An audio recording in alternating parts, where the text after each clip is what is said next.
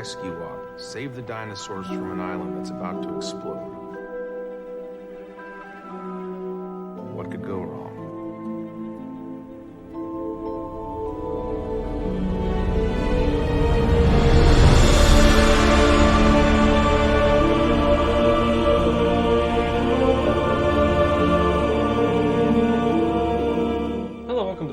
Return to Jurassic World 1 minute at a time. I'm Brad. I'm Dave. And in this episode we're discussing minute 32 of Fallen Kingdom. Before that, David, heading over to Jurassic-Pedia.com.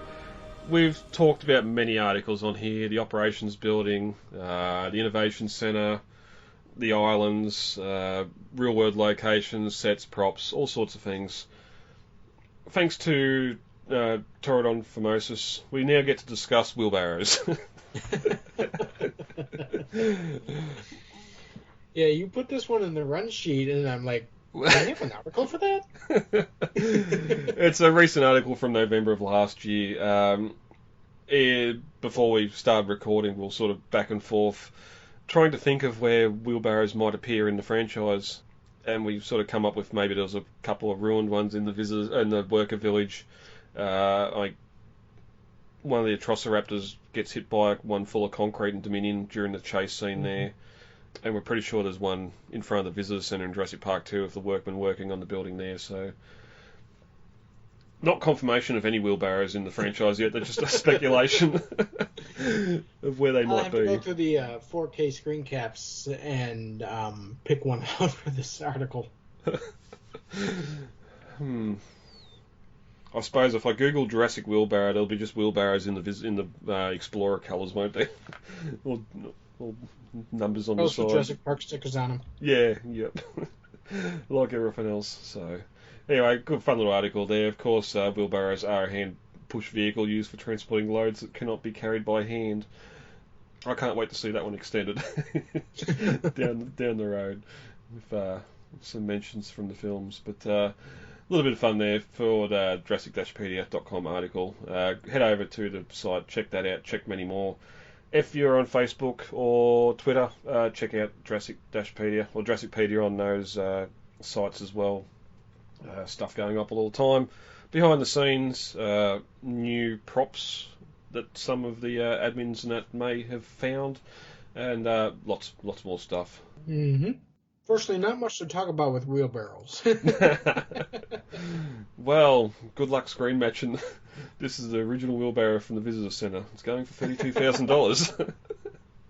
And it's also rusted. It wouldn't hold a pot plant. We're not going to get any closer to her in this thing. We should stop here. Hold up! Load out, look alive, stay alive. We got your back, brother. Yeah. Claire, I'm going to have to track her alone. I'll need you to be my eyes if she runs. Copy? Copy that. Alright, Dave, ready to get into minute 32 of Fallen Kingdom. Sounds good, yeah.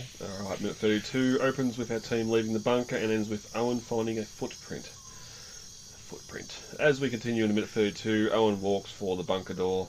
We quickly cut outside in the jungle as CG compies drink from a stream.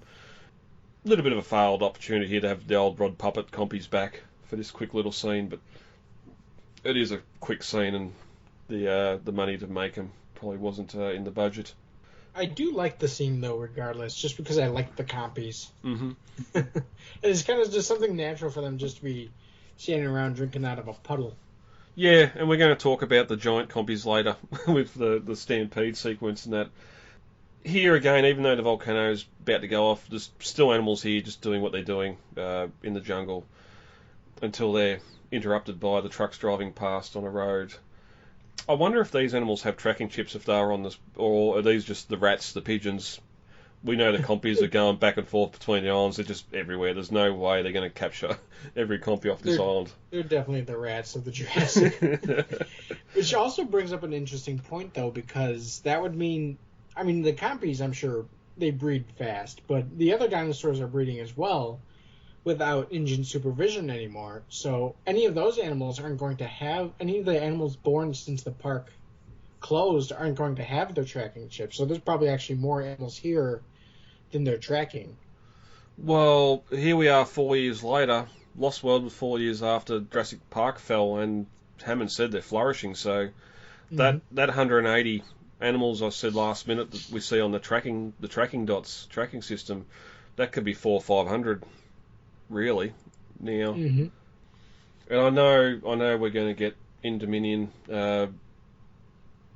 bison taking animals off the island as well to air quotes rescue and put in the sanctuary. We'll have to keep an eye out later at the end of the film. I am sure when all the animals come out from under Lockwood Manor, we do see compies there. Even if we don't see him captured, I would have just loved to see a scene while Owen and crew are sneaking around on the Arcadia. Just there's compies on board. Of course, the compies, they see a boat, they're on there, just skulking around under the vehicles and that, running wild, tearing at the candy wrapper or something on the boat, just pecking at the wires. Yeah, yep, doing what they do. So, but Owen watched Blue keeping a distance from the truck on his tablet tracker, and says we aren't going to get any closer to her in this thing, and to stop here. So again, we've got this tablet that was mentioned been mentioned in the novelisation a fair bit, being able to track Blue real time, which makes me wonder why this is the last time we see it. He's about to go on foot after her and doesn't take the tracker with him. He goes hunting. I imagine he'd probably want to be alert and not really focused on the screen, but more alert, listening for her, because she's an ambush animal. She's going to try to sneak around on him, you know? Yeah, but that's all data that he can see on that tablet. He's gonna know, and it's gonna make less sense in a minute when he radios back to Claire and Franklin in the bunker to be his eyes and ears. It's you have eyes and ears there. Yes, true. I'm sure. Without rewatching the minute, I'm pretty sure we do hear beeping here, so maybe there's the audible thing. He doesn't want that thing beeping in his back pocket as he's walking around trying to find her. But as you said too, he wants all his senses at high alert. Last thing he wants is not to be able to hear her sneaking up on him, because this thing's beeping or giving away his position. Owen radios Claire, I'm going to have to track her alone. I need you to be my eyes and ears, okay? As I said before, what's wrong with the tablet? Owen walks up the jungle stream, and just again, real locations on Kauai or Hawaii here. Walking up this stream, we get that rumbling, ominous volcano in the background, the mist in the air. He looks up and sees the pteranodons flying overhead. Just some great set stuff here. And obviously a sign that the volcano is not too far from going off.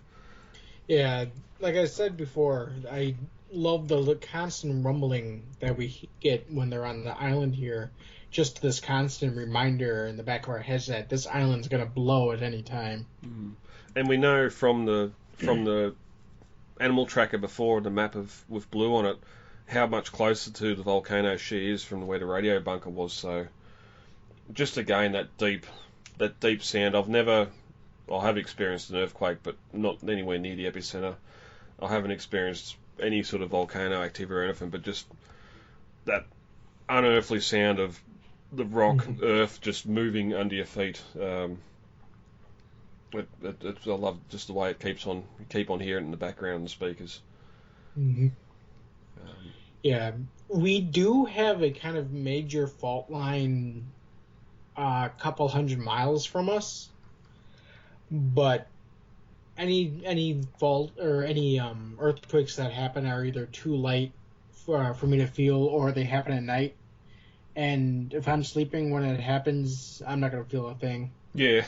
it require you could set off a bomb under my bed and I wouldn't wake up.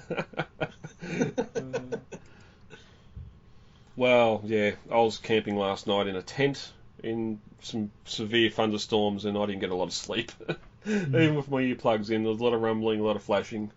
It's bad when you can see the lightning flash through your eyelids. Oh, yeah. Yeah, but as the minute ends, Owen bends down to examine a footprint in the mud here. A hot on her trail, so... Of course, that's the classic... that's the classic footprint focus in that we get in just about every single movie. We have a shot that focuses in on a footprint. And pretty sure every single movie we've had some behind the scenes with the prop, the technique, no, the fake feet they use to embed these footprints in the mud. So I don't know if we've seen one for Fallen Kingdom. We might have to do some digging there and see if there's some behind the scenes for this. But, heading over to novel comparisons briefly, everyone gets out of the truck and follows Owen into the jungle, so a little bit different in the novel. Wheatley gestures to Owen's tablet, kind of takes the sport out of it. Owen replies, "This isn't my idea of sport. Animal tracking is the oldest sport. It's in our DNA. Aiming, running, team sports, pretty much anything anyone does do in the outdoors goes back to our instinct to hunt." That's coming from Wheatley.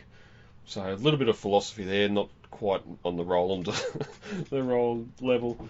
But Zia couldn't believe what she was hearing. We aren't hunting this animal right. And Wheatley shrugged. Hunting, tracking, it's the same thing. I mean, he is kind of right. Hunting or tracking turns into hunting once you decide you want to take the target down. Mm-hmm. But tracking, I mean, when you're hunting, you're also tracking.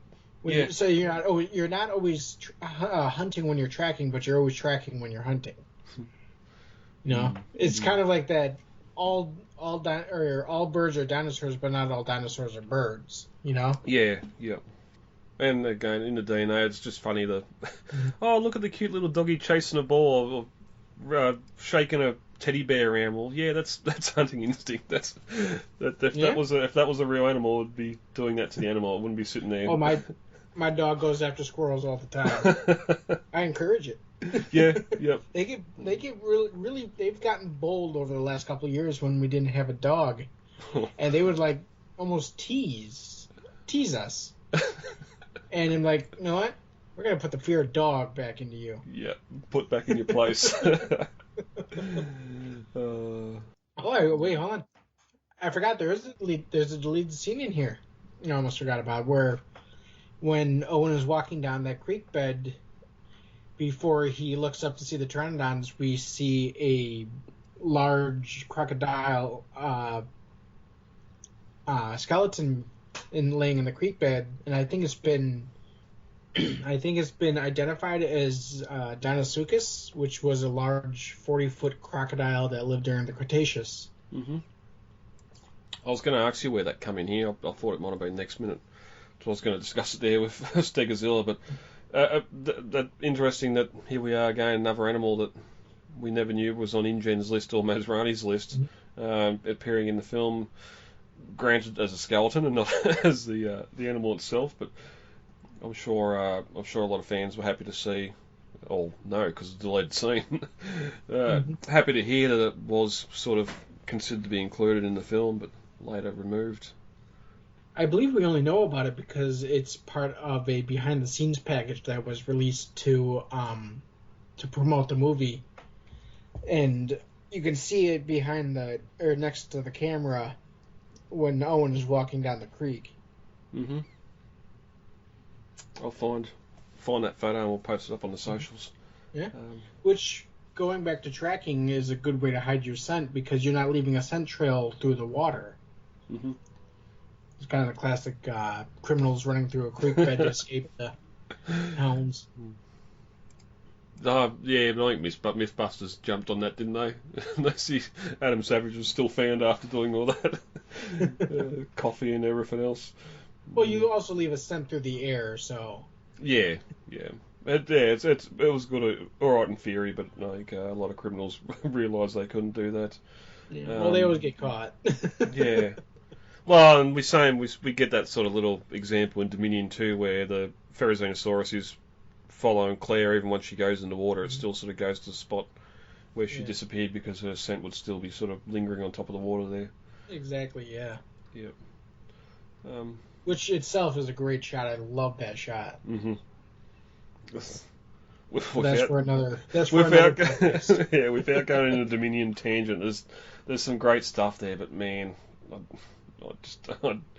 can't understand what went wrong sometimes. But yes, as you said, that is a different podcast. That's next year. But that's it for minute 32. Next week, minute 33, we're going to talk about Stegozilla Blue's nest, and I think we might actually get Blue on the scene on top of that Explorer. So we're going to talk all about that, but that's been minute 32. How about we get heavy for the week? All right, sounds good.